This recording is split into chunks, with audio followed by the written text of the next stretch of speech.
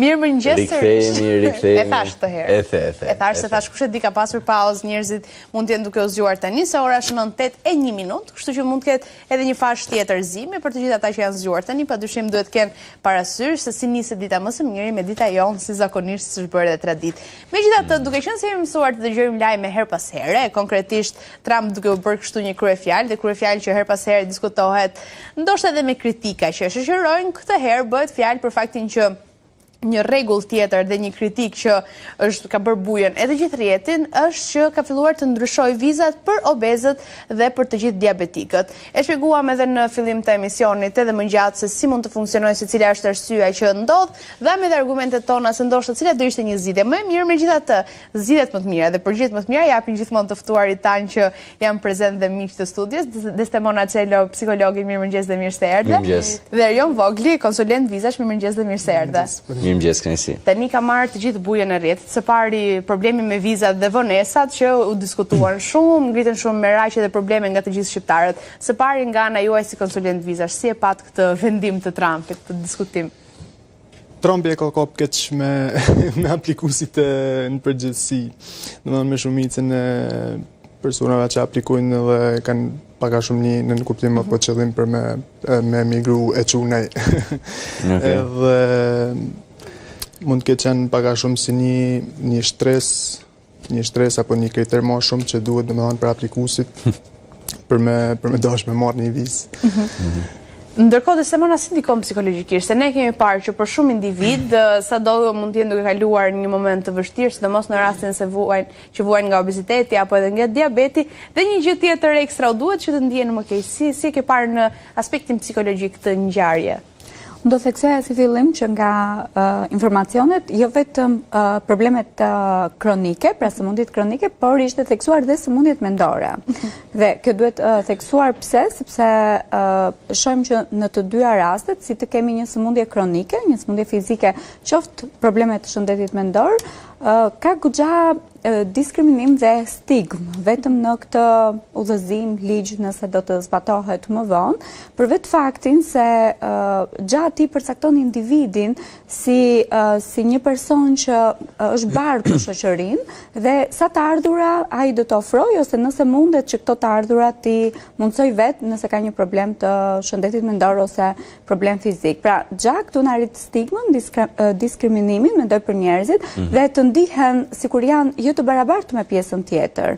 Ai e justifikon në mënyrë të tillë pra dhe në deklaratën që ai ka bërë për faktin që ata mund të konsiderohen si një barr për të gjithë amerikanët, një barr ekonomike për shkak se ata i bie të përfitojnë nga barnat të cilat ai i ka ulur barnat për pacientët diabetik në Amerikë, dhe i bie që edhe një pacient tjetër që mund të jetë i ashtu quajtur pacient pra, sepse normalisht mund vi nga një vend i huaj, ai mund të përfitojë nga barnat me ulje. Pra në të tillë mënyrë e ka justifikuar. Dhe në qoftë se ti e mendon në të tillë mënyrë mbase për të parë edhe një anë tjetër të medaljes, nga ana tjetër ai s'ka pse ti bëj ulje një personi që vjen nga një shtet tjetër. Po duket si justifikim goxha racional, pra për të mos... Pra kur e merr nga ana tjetër. Po nga ana tjetër, pra duket sikur ka këto avantazhet për taksapaguesit që të mos rëndohen me kosto ekstra, dhe individët që kanë një sëmundje kronike ose probleme të shëndetit mendor duhet gjatë ja ofrojnë vetë të ardhurat vetes për t'ia mundsuar këto. Por nëse marrim në një kontekst pak më të gjerë, individët që e dëgjojnë dhe të gjitha organizatat e shëndetit mendor, po dhe ato publik, kanë reaguar për faktin sepse shihet që njerëzit janë të përjashtuar, pra duket sikur njerëzit i ndajmë në kategori, pra disa mund të përfitojnë dhe disa jo. Pra që këtu duket qartazi që ka diçka që çalon edhe... Pra ka pasur një reagim nga profesionistët në të tillë rast? Po, ka pasur, sigurisht, sepse kjo ngre shumë pikë pyetje. Si mund të reagojnë këta njerëz që do ta shohin veten në këtë lloj kategorie, për shembull diabetikët, problemet e zemrës që janë sëmundje kronike, pashtu edhe obeziteti, po edhe problemet të shëndetit mendor. Pra ta mund ta shohin me frikë, mund të shohin veten shumë e turp, edhe gjatë gjykojnë veten dhe të ndihen të përjashtuar në shoqëri. Çfarë mund të shkaktojë në këtë rast të prekurit, gjë më e keqe ose fatale që mund të ndikojë, që ndoshta në moment caktuar Trump nuk e mendon, po nga ana tjetër mund të ndikojë shumë negativisht tek këta persona që do preken nga ky vendim?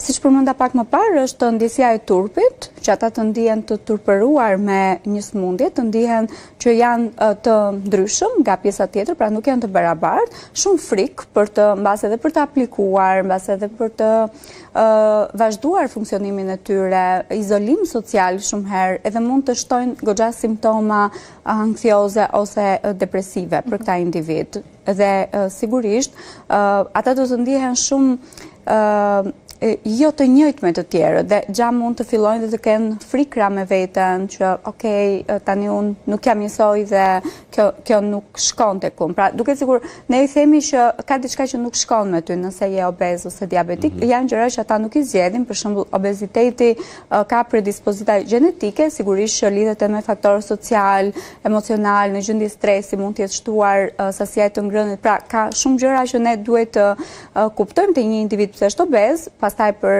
diabetikët, ata nuk e zgjedhin të jenë diabetik, patjetër, të gjithë ne mund të jemi në një moment caktuar, dhe problemet e shëndetit mendor ashtu që nuk janë zgjedhje, po janë gjendje të cilat individët caktuar mund t'i kalojnë në momentet caktuara të jetës. Erion, ndërkohë nga ana tjetër, më përpara ka pasur kërkesë të rrept tek procesi i aplikimit të vizave përsa i përket situatës shëndetësore të një individi, pra pikërisht të tilla norma dhe kërkesa kanë qenë më përpara apo tani janë shtrënguar më shumë?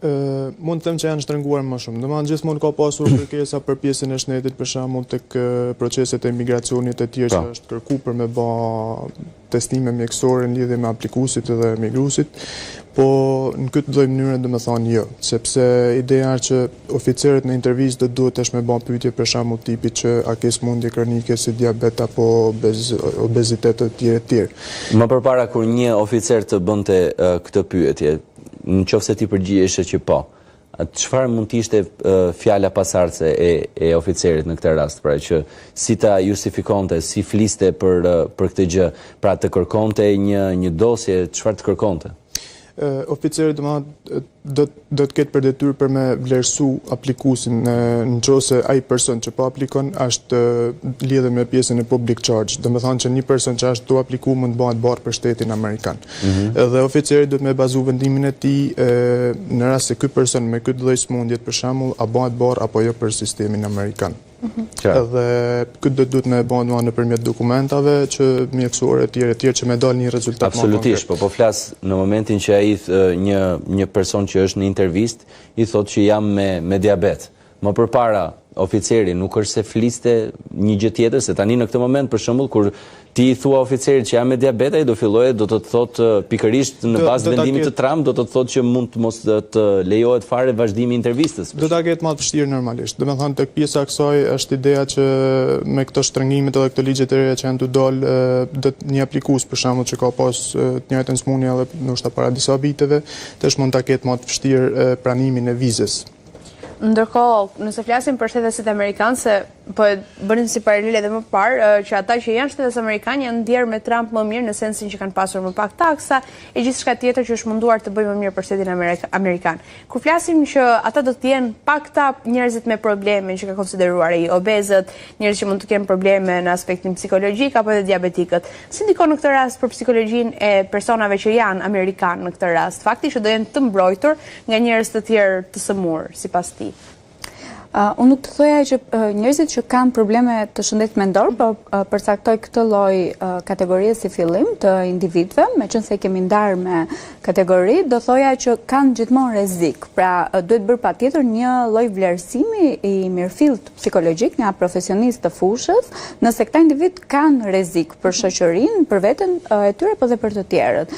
Sepse jo të gjithë individët që vuajnë nga probleme psikologjike ose dhe çrregullime të shëndetit mendor kanë rrezik për të tjerët, ata mund të jenë shumë mirë funksional në jetën e tyre dhe askush nuk e kupton problematikën që ata po vuajnë ose mund të marrin medikamente ose janë në terapi dhe ndërkohë ata vazhdojnë funksionimin. Pra, nuk e shoh sikur ka një mbrojtje, por edhe nëse do të kemi individ të tjerë që mund të jenë obez ose diabetik ose probleme me zemrën, nuk shikoj diçka që duhet të mbrohen personat të tjerë, pra ata nuk përbëjnë rrezik për personat të tjerë. Sigurisht që ka një mbrojtje mbase tek ideja që ata nuk janë më të privilegjuar ndaj këtyre kritereve të reja, udhëzimeve të reja, por nuk shoh që pjesa tjetër të ketë një problematik dhe ata të ndihen të pambrojtur. Ndërkohë, nga njerëzit që mund të kesh pasur që kanë ardhur kanë bërë konsulta, ka pasur nga ata për shembull që mund të jenë prekur në këtë rast dhe të kenë thënë që shiko, unë jam duke ndjekur seanca terapie, po nga ana tjetër me këtë vendim të Trumpit mund të preken dhe mos shkoj apo jo janë të shqetësuar ende, por edhe mund të ndodhe. Po do thoya që stigma dhe diskriminimi për problemet e shëndetit mendor të paktën është goxha i lartë në Shqipëri, edhe pse është ulur në krahasim me vitet e tjera dhe ne pranojmë më lehtë edhe të shkojmë në terapi dhe të kërkojmë ndihmë, por nuk është kaq e thjeshtë për individët që përjetojnë, shumë herë ata nuk e tregojnë që janë në terapi, mbase edhe familjarëve të tyre ose miqve të tyre. U duhet një kohë ata që mund të jenë në terapi, por nuk e pranojnë as të miqtë dhe familjarë. Sigurisht, sepse ndihen të papranuar, të gjykuar nga të tjerët, se jo të gjithë e kuptojnë se çfarë është terapia, psikoterapia dhe realisht çfarë ndihmon. Pra vendosen stigma sikur ata nuk janë mirë, nuk janë të sëmurë ose të çmendur, vendosen stigma goxha të etiketa shumë të forta për individët që nuk është e lehtë ti dëgjosh, edhe pse ata nuk janë në këtë gjendje emocionale ose çrregullime. Lëre më pastaj që vetëm ti je emigrant edhe kam përshtypjen është një stigmë e fortë edhe është një le të themi është një gjendje e cila mund të të ndikojë goxha në shëndetin tënd mendor, vetëm fakti që ti je emigrant edhe nuk je në shtetin që ti i përket apo jo? Sigurisht, sepse ata emigrantët do të përballen jo vetëm duke ikur në Amerikë, por në çdo vend tjetër, në çdo shtet tjetër me shumë pasiguri, me frikra që mund të jenë të tyre për të përshtatur me një mjedis të ri, mund të përballen edhe me racizëm. Kjo më ka ndodhur shumë shpesh në praktikën klinike që dëgjoj nga klientë të cilët shkojnë jashtë shtetit dhe aty nuk janë shumë të mirëpritur.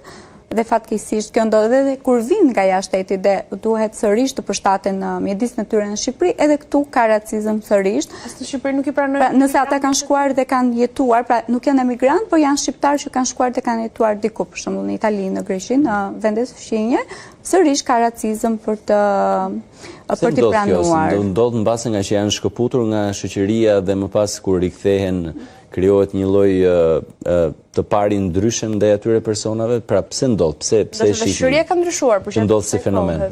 Unë do të thoya që lidhet me mos informimin dhe mos edukimin shumë të mirë të brezave ndër vite, sepse fakti që ata mund të kenë vështirësi dhe në përshtatje, kryesisht kjo është e dukshme, patjetër, edhe ne mund të kemi vështirësi nëse shkojmë tani që jemi adult dhe kemi aftësi që të përshtatemi shumë mirë në një mjedis të ri, patjetër që do kemi vështirësi në momentet e para, në base në muajt e parë, në vitin e parë, por racizmi lidhet më shumë me kulturën, me faktin se në cilin shtet ne shkojmë, pse kemi shkuar, cilat janë arsyet, edhe pikërisht këtu ata stigmatizohen edhe etiketohen me etiketa goxha të rënda për t'i dëgjuar, edhe pastaj edhe për t'i pranuar. Ndërkohë Erion, nga ana tjetër, ne sapo lexuam një lajm tashmë që rihapet qeveria federale në Amerikë, edhe pas 43 ditëve, tashmë janë edhe të ngrira proceset e vizave në ambasadat amerikane, pra nuk lihen shpesh intervista dhe lotaria amerikane është e ngrirë. Sheh që mund të ketë një ndryshim pas rihapjes së qeverisë federale, pra mund të ketë një funksionim më të mirë për sa i përket procesit vizave? Për sa i përket procesit vizave, do ketë më shumë efikasitet. Sepse ideja që janë të vendosë regulatoria dhe Trumpi dënë me bo më efikas si proces, dhe me thonë edhe me përshpejtuar ndoshta procese që mund gjosin edhe me vite. Edhe ideja që me mujtë me i përshpetu si procesin, ndërsa përsa i përket lotarisë amerikane, zakonisht ajo është dosh mu hop në fillim të tetorit, javën e parë që hopet në çdo vit, që nga momenti që ka fillu, por këtë vit dëmëhan ka pas mund të aqush delay, dëmëhan vënesa. Ka pas vënesa. Për shkak të ndryshimeve që janë të balën lidhje me procesin, sepse tani gjithmonë ka qenë falas, por janë dushtu edhe një tarif $1. Po. Ndërkohë, nëse flasim edhe për moshat që janë të interesuar më shumë për lotarinë amerikane dhe për vizat në tërësi, që më pas të bëjmë edhe një paralizëm edhe në aspektin psikologjik. Përsa i përket moshave, shumica e aplikuesve janë mosha të reja relativisht, por ka edhe moshat vjetra që për shembull kanë fëmijë apo të afërm që dojnë mi vizitu. Por shumica mund të them që janë mosha të reja. Shumica janë viza pune apo viza turistike? Turistike, vizat e punës kanë procedura më gjata dhe zakonisht kërkesa është pak më e ulët sepse njerëzit i donë gjëra shpejt dhe vizat turistike duket një proces më shpejt. Në vizat e punës, kush është grup mosha, pra qofse ne ndajmë si një grup mosh, që të themi, kush është grup mosha që kërkon më shumë vizën e punës? Prej cilës mosh? 20 deri në 30.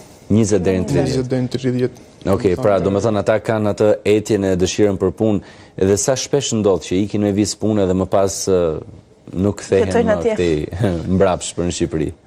Ka shumë raste. Domethënë ka shumë raste që aplikuesit e vizave pavarësisht punët apo turistike, ka raste që i përdorin për arsye të tilla dhe jo për qëllimin e vizës. Edhe është një problematik, domethënë që edhe oficerët duhet me dallu një aplikues se cili është qëllimi i vërtet. Në fakt, edhe dëgjuar nga raste dhe situatat të ndryshme, për shembull viza turistike shpesh është përdorur si mënyrë që të bëjë një rrugë deri në Amerikë, që më pas më besoj të më japin vizën e punës, apo ndoshta edhe për më gjatë, nga rastet që besoj të kesh pasur. Edhe për raste të tjera, domethënë për vizë turistike zakonisht ca aplikuesve edhe përdorin për punë, domethënë të jashtëligjshme, është ideja në gjatë asaj kohës, pavarësisht se ndoshta nuk e thënë, por si qëllim kryesor shumica aplikuesve përdorin për pjesën e punës. A është viza e punës një garanci më e madhe në thonjza, le të themi, për sa i përket faktit që ti mundet të qëndrosh në Amerikë pastaj edhe të bësh këtë, le të themi, këtë lëvizjen e shahut që shumë veta tentojnë ta bëjnë këtu në Shqipëri? Ka kategori të ndryshme për vizat e punës. Domethënë disa janë viza punë të përkohshme, disa domethënë janë që pajisin me green card. Ideja është që nëse janë përkohshme, ti duhet me punu ata fatin e kohës që ti jep mundësi viza edhe më kthy në vendin tënd. Ti arrin dot që ta dallosh një person i cili vjen domethënë bën konsulencën për një vizë pune, por ti arrin ta dallosh që ai mund të dojë që të rri atje? Normalisht. Cilat janë tiparet që ti mund ta dallosh një person i cili vjen për vizë pune, por në të vërtetë është një pretekst viza e punës, ose edhe turistike? Domethënë shumica e personave që komunikojmë me ta zakonisht kërkojnë viza turistike. Edhe ideja është që kriteret ose ato shenjat që mund t'i dallojmë është që janë në stres apo jo duhet, si më thonë, me se zban viza, a më kupton domethënë një farë mënyre që e kanë me shumë qef për me marrë. Kurse një turist, me thonë që do me shku me të vërtet për turizëm, është pak më i qetë, pak më i natyrshëm, si me thonë, edhe më i qeshëm, kurse njerëzit që është edhe gabimi në për intervista që bëjnë shumica aplikuesve, që qëndrojnë stres me frigë, ngurt edhe krijojnë dyshime, si me thonë, tek oficerët. Sistemon as mund të kontrollohet stresi përgjatë intervistës në këtë rast, se vërtet duan të shkojnë patjetër, po nga ana tjetër nuk duhet të reflektojnë pasigurinë në mënyrë që të mos e humbasin atë vizën. Sigurisht që ka teknika të cilat ata mund t'i përdorin, që lidhen me frymarrjen ose teknika relaksimit të muskujve, por duhet bërë një praktik më përpara në mënyrë që ata të jenë qetësuar, por këto janë teknika relaksimi më shumë për të qetësuar disa ditë edhe atë ditë më përpara për gjendjen ankthioze që ata mund të përjetojnë, por do thoja që do ishte shumë mirë nëse ata do punonin pak me mendimet e tyre që pse u nevojitet kaq shumë, pse kanë një urgjencë, sepse këto mendime pastaj sjellin edhe këtë gjendjen ankthioze, pra të kuptojnë arsyen edhe çfarë u shkakton vërtet gjendje stresi, pra të kuptojnë pak më shumë problemin sesa vetë teknikat që mund të jenë relaksuese për një moment të caktuar. Sepse ato dojen vetëm për pak kohë, por na duhet që të kuptojmë problemin. Si mund ta menaxhoj gjendjen emocionale një person në momentin që është në intervistë? Pra se edhe kjo menaxhimi i gjendjes emocionale, flasim në rastet e këtë cilat ti mund t'jesh pa pasur asnjë qëllim tjetër pas. Ti mund të duhet thjesht që të shkosh për të bërë një vizitë turistike. Po, një vizitë turistike. Si mund të menaxhohet gjendja emocionale? Se ka persona që mjafton t'i marrë dikush në pyetje dhe menjëherë bllokohen. Po. Vërtet. Atëherë unë do theksoja faktin që të kuptohet pak më shumë çfarë vërtet i streson nga marrja në pyetje, sepse për secilin është individuale. Dhe nëse këtë analizë bëjmë pak më përpara, pak minuta ose 2-3 ditë më përpara, kjo do t'i ndihmojë që t'jenë më të qetë. Dhe sigurisht nëse ata ndihen të qetë për vetë faktin se nuk kanë diçka për të fshehur, siç ju theksuat, për vetë faktin se duan vërtet të shkojnë për një vizitë dhe mund të shpjegojnë arsyet dhe e dinë që janë të përgatitur për këtë, se sigurisht që është edhe përgatitja që ata duan të kenë paraprakisht, pra janë disa fjali fikse që ti duhet ja thuash vetes, pra të tipit që okay, unë jam i përgatitur, unë mund t'ja dal, çdo gjë do shkojë mirë për vetë faktin se unë nuk kam diçka për të fshehur. Pra, të janë ndihmuese. Por ajo thuash, pra, ta manifestosh me veten tënde. Ta manifestosh, po më tepër se sa manifestim, është më tepër një analizë që ti i bën vetes më përpara që çfarë mua më tremb këtu. Pra, pse unë kam frikë të intervistën, si intervistë pune, si në një rast të caktuar. ose lidhet më saktë me rëndësinë që ne i kemi dhënë. Nëse ne i japim një fokus shumë të madh dhe që është shumë e rëndësishme për ne, patjetër që dhe niveli i ankthit do të rritet edhe niveli i stresit. Po nëse ne e minimizojmë atë rëndësinë dhe themi ok, do të shkojë mirë, po edhe nëse nuk shkon, nuk ka problem dhe nuk është se kjo do na ndryshojë gjithë cilësinë e jetës, atëherë gjithë qasja e individit mund të ndryshojë dhe mund të ulet niveli i ankthit. Pra jo vetëm fjalët manifestuese, sepse këto janë ndihmuese mbase edhe për atë momentin para se të hyjë në intervistë, pa duke i thënë vetes dhe duke ja treguar sërish ok, çdo gjë do shkojë mirë, po ne duhet pak një punë më e mirë me veten edhe më përpara. Eroni përmendi pak më parë që janë kryesisht nga mosha 20 deri 30 kryesisht që janë më nevojë për të larguar edhe për të kërkuar mundësi të reja. Nga eksperjenca juaj, me sa keni parë, çfarë grup moshe është ajo që dëshiron më shumë të shkojë, që mund të jenë të rinjt apo mund të jenë një moshë tjetër që kërkon që të jetojë me familjarët, që mund të jenë me fëmijët, për shembull? Këto janë raste më të veçanta, sepse ata kanë individët e tyre, pra familjarët aty dhe sigurisht që grup mosha këtu varion, që mund të jenë dhe të rinj që kanë familjen, prindrit ose dhe familjarë të tjerë, po mund të jenë edhe grup mosha pak më të rritura. Po do thoya që grup mosha më e madhe që kërkon ikjen, jo vetëm në Amerikë, por edhe jashtë, është grup mosha e të rinjve, pra 20, 35, pra është kjo grup mosha që nuk e kanë gjetur ende veten këtu në Shqipëri, mbase nuk janë të kënaqur me disa kushte, me punësimin ose kanë vështirësi, mund të kenë një prej familjarëve ose partnere jashtë shtetit dhe janë pikërisht kjo grup moshë zgjedhin që të largohen. Ndërkohë Erion, cilat janë ato këshillat që ti do të jepje çdo kujt që do të marrë një vizë? Pra çfarë duhet të jenë ato tiparet kryesore që çdo njeri duhet i ketë për të marrë një vizë? Këshilla që unë domethënë kur komunikoj me klientë ose të tjerë, që këshilla është që me kanë të sinqert, domethënë me kanë të hapur edhe me argumentu përgjigjet e tyre, jo me dhënë përgjigje të shkurtra në një farë sensit, sepse ai oficeri që të bën intervistën, domethënë nuk është se të njeh apo e din krejt jetën tonë, domethënë për në fillim e në fund. Edhe sa më mirë ta shpjegosh situatën, arsyet tuaja të udhimit, edhe arsyet që ke për të kthyer në vendin tënd, me i artikulu sakt edhe në atë minutazhin e vogël që ka intervista, është shumë e rëndësishme domethënë tek pjesa e intervistës, që më mund të marrë një aprovim edhe me rrit shanset tuaja. Po një pjesë dërmuese thonë që isha te ambasada, pa ata i dinin të gjitha për mua. Është kjo një arsye sigurie që ata mos të japin maksimumin se oficerët e dinë se çfarë bën? Kjo është problemi, domethënë, sepse ata kujtojnë se mund të kenë informacione sekrete, gjëra të tilla. Edhe problemi është që hyn me atë idenë se është formalitet, por intervista nëse është formalitet se kishin bëhet, domethënë, edhe me kalu, por çfarë mund të jetë ndonjë nga rastet më të çuditshme ose rastet më që mund t'i kesh dëgjuar ose edhe që i ke përjetuar vetë, që mund të kenë ardhur edhe tek ti? Rastet çuditshme.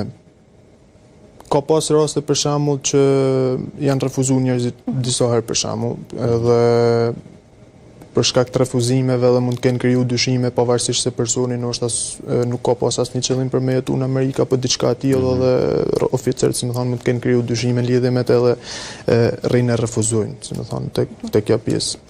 Prandaj është shumë e rëndësishme që mu shpjegu qartë situata. Pra nëse të kanë refuzuar një herë, ti je eksponent për të refuzuar sërish. Pra ti shihesh si një nga ato rastet që mbase nuk është refuzuar kot herën e parë dhe ai ta refuzojnë prapë herën e dytë. Domethënë merren gjitha në konsiderat. Zakonisht oficerët lanë shënime, mund ta qush ose diçka tillë në lidhje me aplikuesin kur ka refuzime. Edhe ideja është që mos sqarua të dyshimet që ndoshta mund t'i ketë kriju ose janë keq kuptuar prej oficerit që ka bërë intervistën. Edhe është shumë e rëndësishme që mu shpjegu qartë situata, sepse penalizohen edhe njerëz që me të vërtetë ndoshta vizën e duan thjesht për turizëm. Edhe ka shumë njerëz që presin ndoshta me muaj, me vite që me taku një të afërm në Amerikë që duan me taku. Ndërkohë, Desdemona, e dim që nuk është gjë e duhur kjo që po flitet edhe ndoshta edhe shkaku edhe gjithçka tjetër që lidhet. Po nga ana tjetër, mendojmë ose zëm sikur po vjen dikush tek dhe kërkon këshillën tënde dhe ekspertizën, thotë që shiko, doli ky lajmi nga Trump, unë i bie te me prekur sepse vuaj ndoshta nga obeziteti, nga diabeti apo problemi i shëndetit mendor. Çfarë do i thoje në këtë rast dhe si do bëhet të ndihej më mirë? Shumë pyetje interesante, sepse si fillim do kuptoja dhe do ta ndihmoj individin të kuptoj pse është prekur realisht, pra është ndjerë i diskriminuar, çfarë e ka bërë të vuaj ky lajm, ka një frikë që mund të jetë e stimuluar edhe më parë, mund të jetë e krijuar edhe më parë, dhe kjo e ka nxitur pak që ta rikthej sërish dhe ta përjetoj, dhe më pas do punoj me faktin që kjo situatë nuk të përcakton ty, ose një diagnozë e caktuar që ne mund të kemi, një sëmundje kronike, nuk na përcakton. Pra nuk është identiteti ynë, por është vetëm një gjendje që ne po përjetojmë, si obeziteti, diabeti, edhe problemet e shëndetit mendor, pra nuk do të thotë se ne jemi ashtu, por ne kemi një gjendje caktuar që ka nevojë për përmirësim, dhe ne duhet punojmë me veten për ta përmirësuar këtë gjendje. Në këtë mënyrë edhe ndoshta do e zgjidhim në një farë formë. Edhe të fund doja kështu të dija, duke qenë se vazhdojnë dilemat sa do që sqarojmë, atë dritën jeshile për vizat me gjithë të vonesën, kur mendojmë që mund ta kemi? Zakonisht është me statistika. Nëse ne si shtet kemi një përqindje të vogël të refuzimit, atëherë mund të tim negociata për me dosh me liberalizu vizat, siç e quajmë ne, ose me dhona dritën jeshile. Por problemi është e kena lënë një përqindje të lartë të refuzimit.